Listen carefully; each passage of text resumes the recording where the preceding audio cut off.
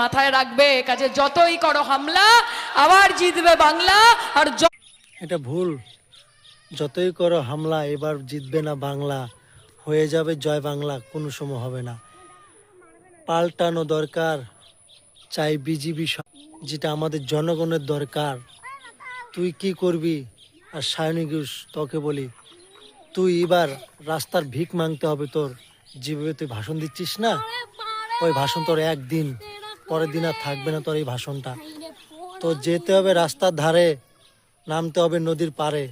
এটা মনে রাখবি সায়নী ঘোষ, যেমন মমতা গিয়েছে তেমন তোরও হাল ভাঙবে। তুই তো এখন সিনেমাতে থাকিস, তো সিনেমাতে তোর কোনো চান্স নেই এবার। তো এবার এখানেই থাকবি নদীর ধারে পড়ে, আর ভিক্ষা মাংবে, আমায় 1 টাকা দাও খাবো। দিদিও ভিক মাংবে রাস্তার ধারে ধারে। আর যে হিপ্পি, ওর যে কি হবে সেটা ধারণা বাইরে।